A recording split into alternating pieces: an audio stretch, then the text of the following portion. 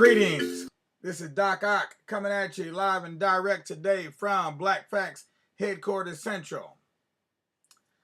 Well, I hope y'all are ready because we're getting ready to rock it steady right on into the meekend that some folks like to call the weekend, but we like to think of it as the strong end. So we're going to end on a strong note today, finishing up on our segment on Garrett Morgan. We're going to share a few things that we've learned this week about Garrett Morgan. But in the meanwhile, before we get there, let's go ahead and do the needful.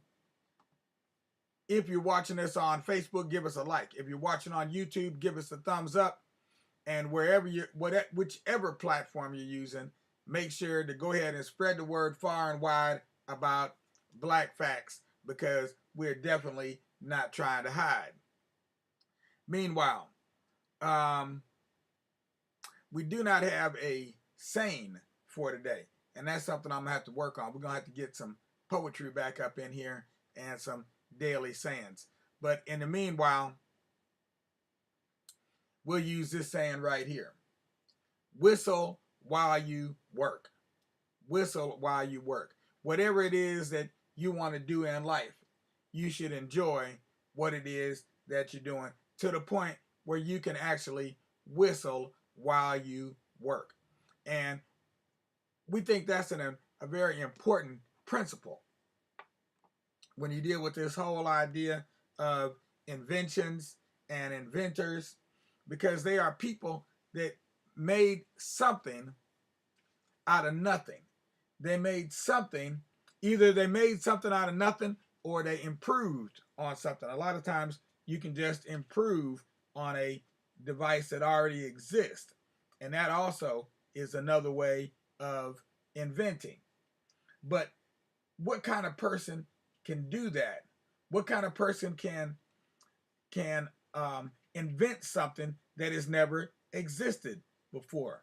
And that's the question that we want to ask for the rest of this month and see if we can answer it. What kind of person or persons can invent something where there is nothing, or invent something out of thin air, invent something that has never existed before? And so we're going to go a little deeper off into the story of Garrett A. Morgan out of our book here, Black Facts Volume 26, Ohio's Black History. Yes, right out of Ohio's Black History. And by the way, this is an invention right here, because we wrote this book, and apparently we're going to have a hard time printing up more copies of it. So it's now become a rare book. So we're going to read some from the book, and it may seem a little bit dry, but we'll try to spice it up as much as we can. We're talking again about the man, Garrett Morgan, who was born in 1877 in Claysville, Kentucky, but who spent most of his adult life in Cleveland, Ohio. So that's who it is that we're talking about today. But we're also looking at inventors in general, particularly black inventors. So born on March 4, 1877.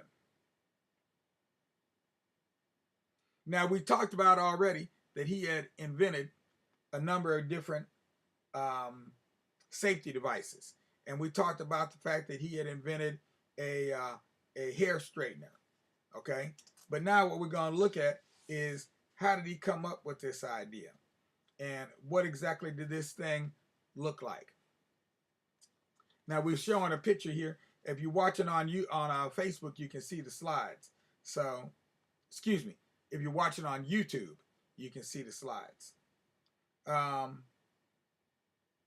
In the year 1916, Garrett Morgan was the subject of a newspaper expose in Cleveland, Ohio, because of a historic rescue operation that he did underneath Lake Erie. Now, we talked about that yesterday. He performed his rescue using a hood fashioned to protect his eyes from the smoke and featuring a series of air tubes that hung near the ground to draw clean air from beneath the rising smoke. It was a simple principle of heat that the noxious fumes are lighter, typically lighter than air. So they go up to the top. So if you can go all the way down to the floor, you can find clean air. You've heard this talked about before, that if you're in a fire, the thing that and you're about to be overcome by smoke, the best place to be is on the floor, because that's where the clean air is at. But how can you move through this area while crawling around on the floor? And that's that was the problem that Garrett Morgan solved. So by using that simple principle of heat, it allowed Morgan to lengthen his ability to endure the inhospitable conditions of a smoke-filled room, any smoke-filled room. Now, early on in life, going back into Garrett Morgan's childhood, where was he raised and who was he raised by?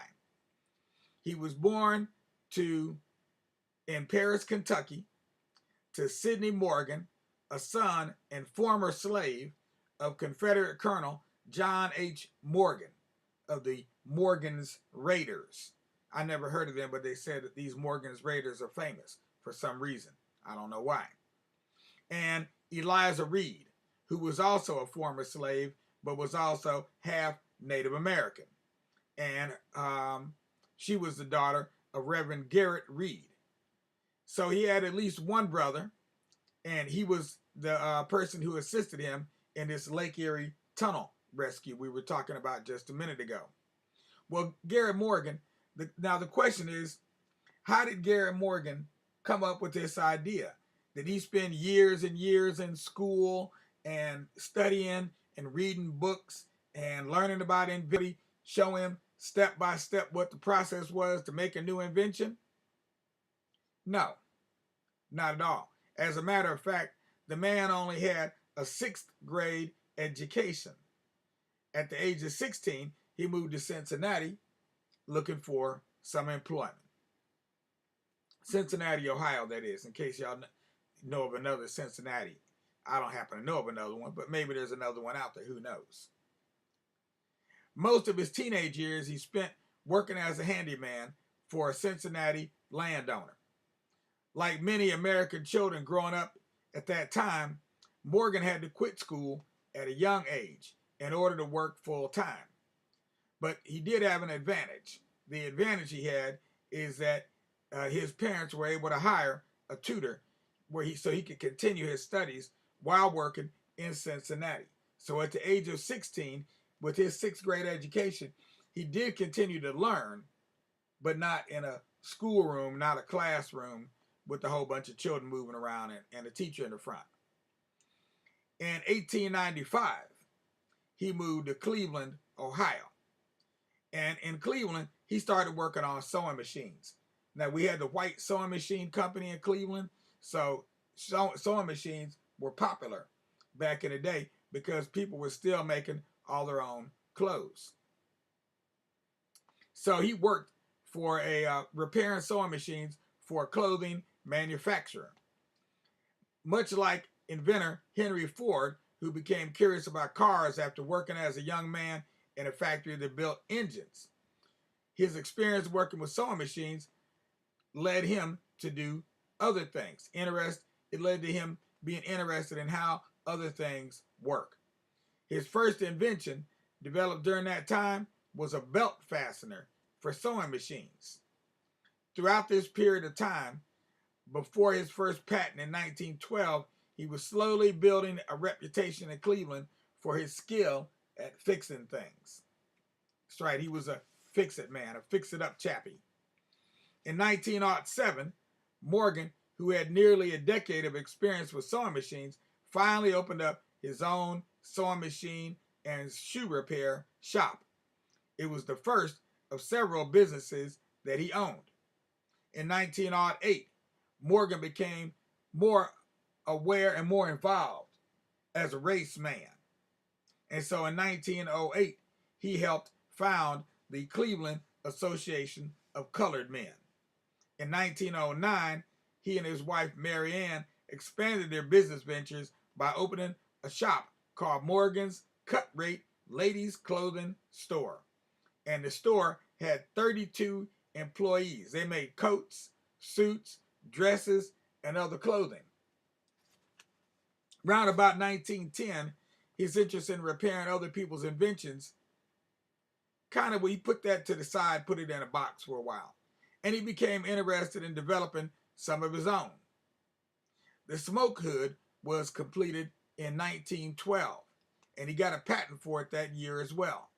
The successful invention of the smoke hood precipitated the launching of his company, the National Safety Device Company, in 1914. We don't know if the smoke hood brought him any commercial success. We couldn't find any sales figures, but his use of guerrilla marketing, going to different venues and demonstrating his smoke hood by strapping it on and entering a smoke-filled teepee, certainly demonstrated his faith in his own invention. In 1913, he incorporated hair care products into his growing list of patents and launched the G.A. Morgan Hair Refining Company, which sold hair care products, including his patented hair straightening cream, a hair dye, and a hair straightening comb invented by him. Later on in life, he developed glaucoma, and by 1943, he was functionally blind. And for the rest of his life, he had poor health. But even so, in that period where he had this poor health and was nearly blind, he kept on working on his inventions. One of his last was a self-extinguishing cigarette. Now, that's an interesting invention, which employed a small plastic pellet filled with water placed just before the filter. He died on July 27, 1963, at the age of 86, and he's buried at Lakeview Cemetery in Cleveland, Ohio. Now, we're going to move on. We're going to skip this part here about his hair straightening product, and we're going to skip the part about the, let's see. Okay, we're going to go to this part here. We're going to go right to this, and then we'll finish it up. Okay, so we're almost at the end here. We're going to talk a little bit more about this safety hood. He invented the safety hood smoke protecting device after seeing firefighters struggling from the smoke they encountered in the line of duty. The device used a wet sponge to filter out smoke and cool the air. It also took advantage of the way smoke and fumes rise to higher positions while leaving a layer of more breathable air below by using an air intake tube that hung near the floor. He filed for a patent on his device in 1912 and founded a company called the National Safety Device Company in 1914 to market it. He was able to sell his invention around the country, sometimes using the tactic of hiring a white actor to take credit for having invented this safety hood, instead of letting people know that he was the actual inventor, and he would just be the demonstrator. That's where he used his alias of Smokey Joe. No, it was Big Joe Mason? How do you say it? Indian Joe? Hold on a second. What do he call himself? Oh yeah, Big Chief Mason. Big Chief Mason.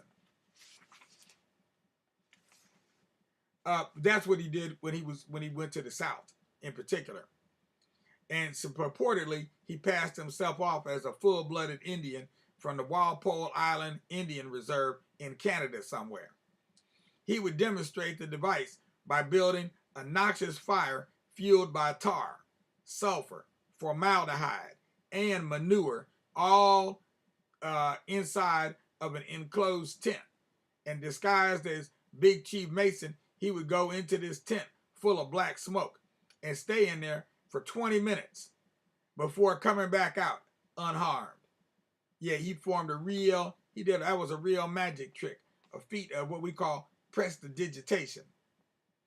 His safety hood device was simple and effective, whereas the other type devices in use at the time were generally difficult to put on, excessively complex, unreliable, or ineffective. His safety hood was used to save many lives when it was in use. He developed later models that incorporated an airbag that could hold about 15 minutes of fresh air. The invention became known nationally when he led a rescue that saved several men's lives after the 1916 tunnel explosion under Lake Erie. Before he arrived, 2 previous rescue attempts had failed. The attempted rescuers had become victims themselves by entering the tunnel and not returning. Morgan was roused in the middle of the night after one of the members of the rescue team who had seen a demonstration of his device sent a messenger to convince him to come and to bring as many of his hoods as he could. He arrived on the scene, still wearing his pajamas, and brought his brother Frank and 4 of the hoods with him. Most of the rescuers on the scene were initially skeptical of his device, so he and his brother personally went into the tunnel, along with 2 other volunteers, and succeeded in pulling out 2 men from the previous rescue attempts. He emerged carrying a victim on his back, and his brother followed just behind with another. Others joined in after his team succeeded and rescued several more. His device was also used to retrieve the bodies of the victims that did not survive. Morgan personally made 4 trips into the tunnel during the rescue, and his health was affected for years afterwards from the fumes he encountered there. Interesting. Okay, so he wasn't totally unaffected. Cleveland's newspapers and city officials initially ignored his act of heroism as the first to rush into the tunnel for the rescue, and his key role as the provider of the equipment that made the rescue possible. And it took years for the city to recognize his contributions. City officials requested the Carnegie Hero Fund Commission to issue medals to several of the men involved in the rescue, but excluded Morgan from their request. He believed that the omission was racially motivated. Later on in 1917, a group of citizens of Cleveland tried to correct for the omission by presenting him with a diamond-studded gold medal. He was also given a medal from the International Association of Fire Engineers, which made him an honorary member. His invention of the safety hood was featured on the TV show Inventions That Shook the World and Mysteries at the Museum. Perhaps the biggest misconception about his safety hood was that it was a gas mask. It was not a gas mask, and neither was it the forerunner of any type of gas mask. As a man of science, if Garrett Morgan were alive today, he'd be the first to point out how this would be impossible. The safety hood used a series of tubes to draw clean air off the lowest level the tubes could extend to.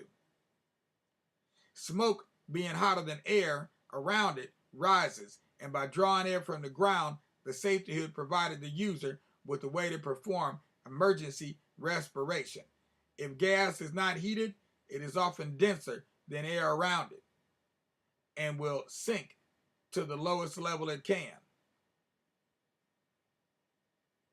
Against gas, the smoke hood would offer no protection and would actually facilitate the inhalation of gas rather than protect against it. So I don't know if you caught that. If you don't heat the gas, it's often heavier than air around it and it would sink to the lowest level. But against gas, the smoke hood wouldn't offer any protection. So that's why his invention was good for protecting from smoke, but not necessarily gas, because gas would go to the bottom. Wow. Now that was very informative. That was the most informative thing I've read about Garrett Morgan so far. Actually, very, very informative. All right. So there we have it. Now, I would like to talk about his other invention, but we run out of time. And so we're just going to have to end this rhyme, even though it does seem like it's kind of a crime. But we will be black tonight, and we will talk about his other invention tonight. So if you'd like to hear about his other invention and a little bit more about Garrett Morgan, then come back tonight, 9 o'clock. This is Doc Ock at noon and 9, signing off. Don't forget, give us a like if you're watching on Facebook. Give us a thumbs up if you're watching on YouTube. Then go ahead and make a donation. You can make a donation right below this live stream. You'll find a link that will take you to a page where you can make your donation. If you're on your mobile phone, go to your notifications on the side over there. Just pop that window up, or that scroll up on the side, and you'll find notifications on the right side of your screen. You can make a donation there. We do need your support in every kind of which way, and we appreciate those who have been watching today, including Kamal Khalifa and Esther Owens. Sorry about that, Esther. Oh, and I saw somebody else pop up there a minute ago. Who was that? And Ansar Ibn Bustamante. All right, Bustamante. So there we have it in a nutshell. We're going to be moving on and continue doing some more research today. But in the meantime, we'll be black tonight at 9. Look for us then. Peace, at least, until then, with plenty of justice, because anything less disgusts us.